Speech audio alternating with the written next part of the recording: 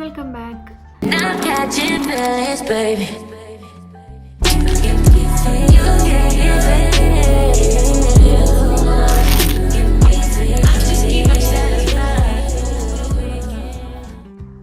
കുറച്ച് നാൾ മുമ്പ് ഞാനൊരു സ്കിൻ കെയർ ചലഞ്ച് ചെയ്തിരുന്നു. പക്ഷെ അൺഫോർച്ചുനേറ്റ്ലി കുറച്ച് പേഴ്സണൽ എമർജൻസീസ് വന്ന കാരണം എനിക്കത് കണ്ടിന്യൂ ചെയ്യാൻ പറ്റിയില്ല. ഇപ്പോൾ എൻ്റെ ഫേസ് ഭയങ്കര ഡാമേജ്ഡ് ആയിരിക്കുകയാണ്. ഇവിടെയാണ് ഏറ്റവും കൂടുതൽ പിമ്പിൾസ്.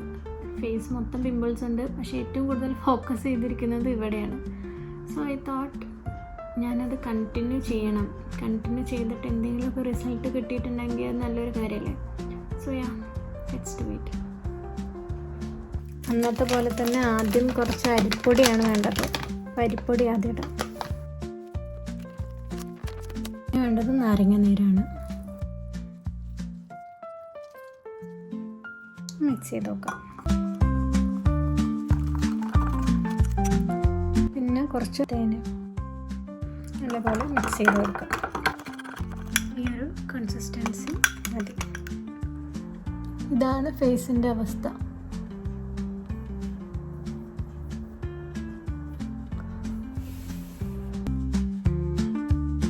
പിമ്പിൾസ് എല്ലാതും ആക്റ്റീവായിട്ട് ഇരിക്കുന്നത് കൊണ്ട് ചുറ്റുനീട്ടം ഉണ്ടാവുമെന്ന് അറിയില്ല. നോക്കാം.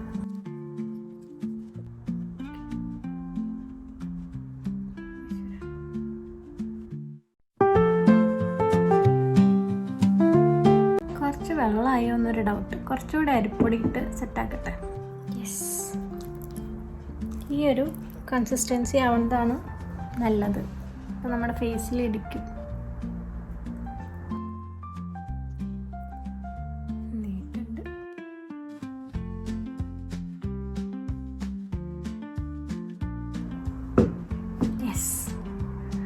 അപ്പോൾ ഫേസിൽ എല്ലായിടത്തും അപ്ലൈ ചെയ്തിരിക്കുകയാണ്. നമുക്ക് ഒരു 10 to 15 minutes വെയിറ്റ് ചെയ്തിട്ട് ഞാൻ വാഷ് ചെയ്തിട്ട് കാണിച്ചു തരാം. ഓക്കെ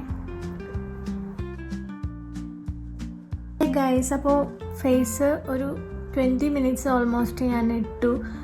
അതായത് ഉണങ്ങാൻ വേണ്ടിയിട്ട്. കാരണം കുറച്ച് കട്ടിയുള്ളത് കാരണം ഉണങ്ങാൻ കുറച്ച് ടൈം എടുത്തു. അപ്പോൾ വാഷ് ചെയ്തു. പ്രത്യേകിച്ച് മാറ്റമൊന്നുമില്ല, കാരണം ഓൾമോസ്റ്റ് കുറച്ച് ഡേയ്സ് കഴിഞ്ഞല്ലോ. ഞാൻ ഇപ്പോൾ വീണ്ടും ആദ്യം തൊട്ട് ചെയ്യുന്ന പോലെയാണ്. സോ ഫേസിൽ പ്രത്യേകിച്ച് മാറ്റമൊന്നുമില്ല. പിമ്പിൾസ് എല്ലാം പുറത്തേക്ക് വന്ന പോലെ ഒരു ഫീല് കണ്ടാ. 1 2 3 4 5 6 7 8 9 10 പേര്.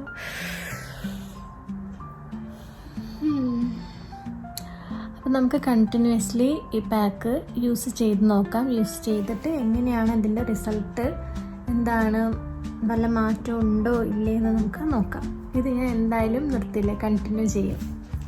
ഓക്കെ, അപ്പോൾ അടുത്ത സെക്കൻഡ് ഡേ ചാലഞ്ചായിട്ട് ഞാൻ വരാം. അതുവരേക്കും ബൈ.